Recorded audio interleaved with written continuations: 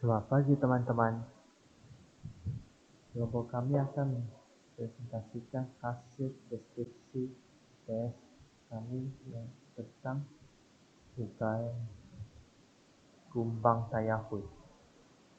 Sebelumnya saya akan memperkenalkan nama saya Alvin, NPM 2041-016, dan teman sekelompok Widianto Trisajanto, NPM 2041-018, Jurusan Go 2041-013, dan Martin Haris NPM 2041-017. Yang pertama tentang profil UMKM.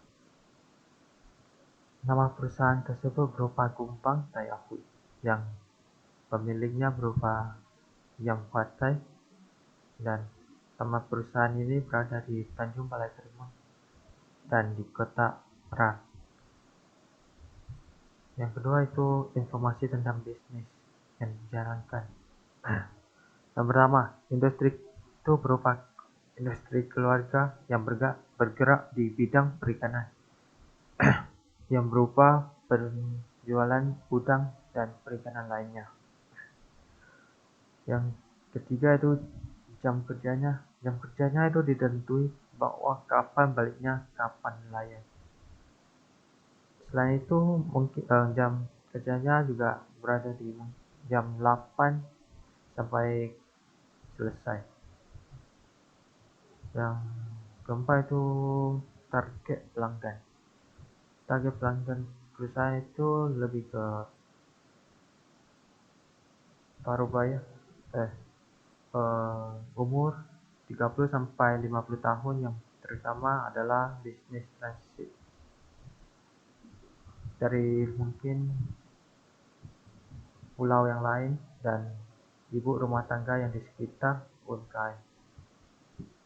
Next.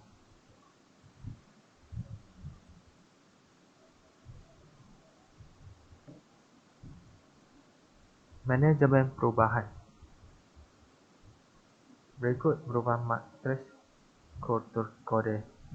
Yang pertama itu kultur fit, yaitu tentang budaya. Kultur fit itu seorang memiliki attitude atau goal yang dalam satu organisasi dengan mengetahui budaya dalam suatu perusahaan apakah bisa menyelesaikan pekerjaan mereka. Bagian ini perusahaan akan melepas ikan yang belum bisa dijual. Dan ini juga harus diperhatikan oleh nelayan yang bekerja di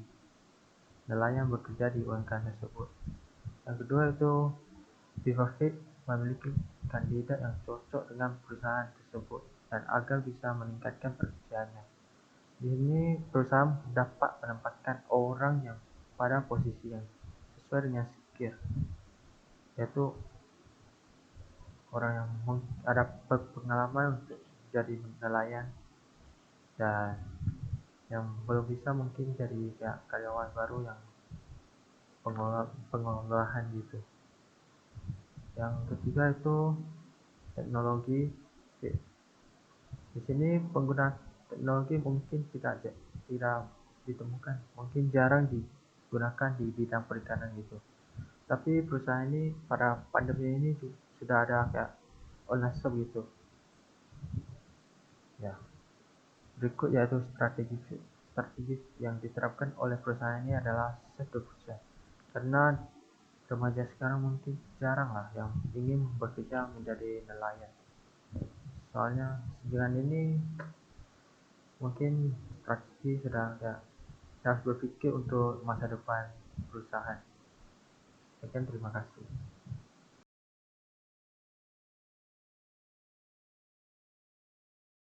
Kepemimpinan dalam sumber daya manusia.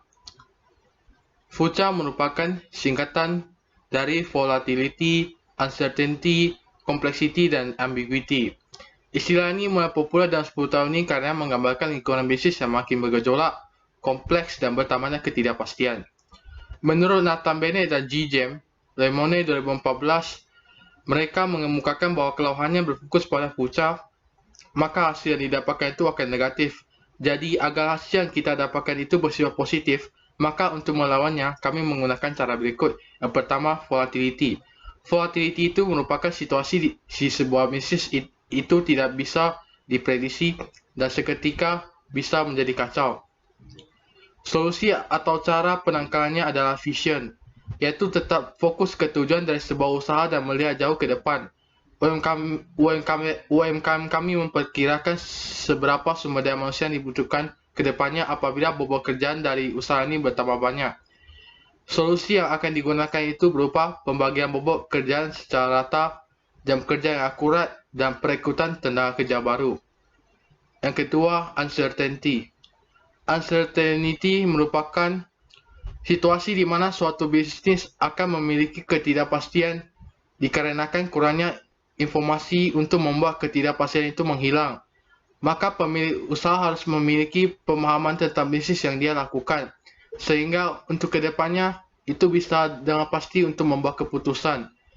Bisa diambil contoh dari UMKM kami itu ketika ingin menjual produk ikan, udang, dan sebagainya, kita harus mengerti harga pasaran ikan, udang, dan lainnya. Jadi UMKM tersebut bisa kira-kira menjual produk tersebut dengan harga yang menguntungkan. Yang ketiga, complexity. Complexity merupakan situasi di mana lingkungan bisnis ini itu penuh dengan permasalahan-permasalahan yang kompleks. Ibaratnya itu seperti benang terurai. Solusi untuk ini adalah memperjelas peran dan tanggung jawab masing-masing tenaga kerja yang ada di usaha tersebut. Pemimpin itu harus bisa menjelaskan tugas dari karyawan atau ABK dengan baik. Dan itu tenaga kerja tidak akan memiliki permasalahan dengan tugasnya karena sudah mengerti dengan baik tugas yang sudah diberikan untuknya. Yang keempat, ambiguity. Ambiguity merupakan situasi bisnis di mana pemahaman tentang informasi yang didapatkan di lingkungan kerja itu tidak jelas. Ini terjadi karena penerimaan informasi baru yang secara tiba-tiba. Untuk menangkal ambiguitas ini, sebuah usaha itu diharuskan bisa untuk fleksibel, dalam arti dapat menyesuaikan seiring perubahan tersebut. Seorang pemimpin itu harus bisa merespon dengan cepat terhadap perubahan tersebut, dan itu sebuah usaha akan tetap dapat berjalan dengan lancar walaupun ada perubahan yang mendadak.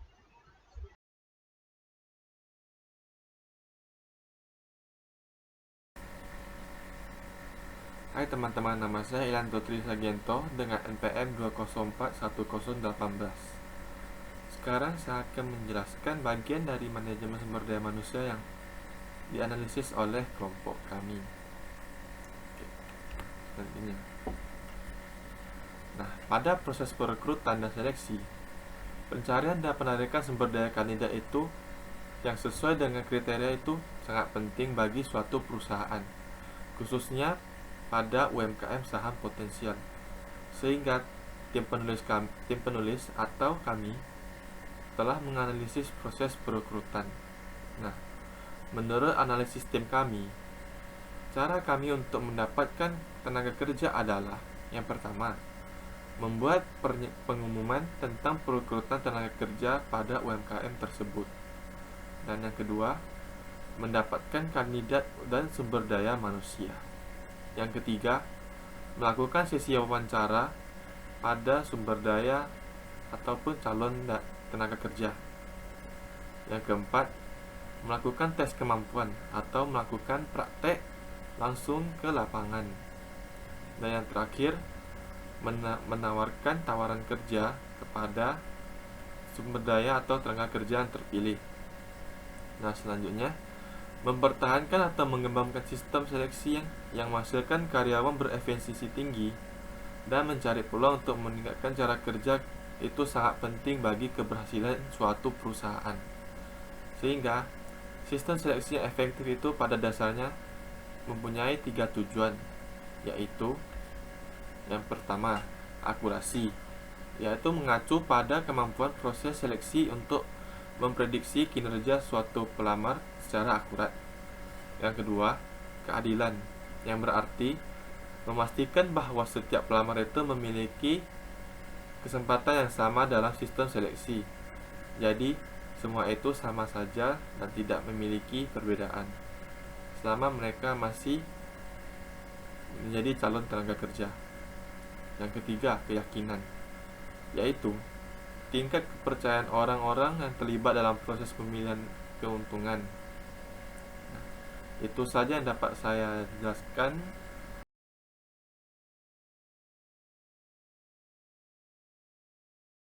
Perilaku organisasi dalam suatu proses interaksi antara individu dengan situasi yang diperoleh dengan mempertimbangkan intensitas, arah, dan daya tahan usaha untuk mencapai tujuan organisasi.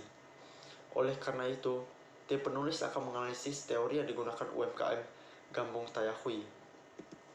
Gambung Tayahui menggunakan motivasi untuk membuat orang bertindak, dan biasanya orang yang bertindak akan dengan alasan untuk mencapai tujuan. Dengan kata lain, jika permintaan pertama dari karyawan tersebut terpenuhi, permintaan kedua akan menjadi permintaan utama. Selain itu, jika persyaratan tingkat kedua terpenuhi, persyaratan tingkat ketiga muncul, seterusnya, sehingga persyaratan tingkat kelima. Adapun tingkat kebutuhan manusia yang dimaksud sebagai berikut. Yang pertama, kebutuhan fisik dan biologis, psychological needs. Bagian ini perusahaan perlu memenuhi kebutuhan karyawan yang berupa kesehatan maupun lainnya. Untuk ini, pemilik Gumbang Tayahui pada siang akan memberi karyawan makan bergizi dan minuman. Yang kedua, kebutuhan keselamatan dan keamanan, safety and security needs. Bagian ini perasaan nyaman karyawan berupa kebutuhan kedua, dikarenakan pekerjaan Gumbang termasuk pekerjaan yang berbahaya, walaupun peluang risikonya sangat kecil. Tetapi pemiliknya juga dengan pemberian kesejahteraan sebagai kembalian. Yang ketiga, kebutuhan sosial, validation or acceptance needs or belongingness. Bagian ini pemilik Gumbang Tayahui melakukan ini dengan baik. Saat tim penulis mewawancarai karyawan, mereka antusiasme terhadap pekerjaannya sendiri, dikarenakan mereka ditempatkan pada posisi yang tepat. Yang kelima, kebutuhan akan penghargaan atau prestasi mereka, esteem or status need. Bagian ini terdiri dari kebutuhan berpartisipasi, hubungan antara karyawan dan pemilik pada perusahaan tersebut seperti hubungan antar teman, dikarenakan pemilik menghargai karyawan sendiri dan karyawan pun menghormati pemiliknya. Dan juga ada aktualisasi diri atau self-actualization. Bagian ini terdiri dari penyelesaian pekerjaan secara kreatif. Untuk ini, karyawan sudah bisa menyelesaikan tugas secara efektif karena pengalaman mereka dan jabatan mereka masing-masing. Jadi mereka sudah terbiasa dengan pekerjaan mereka yang ditempatkan.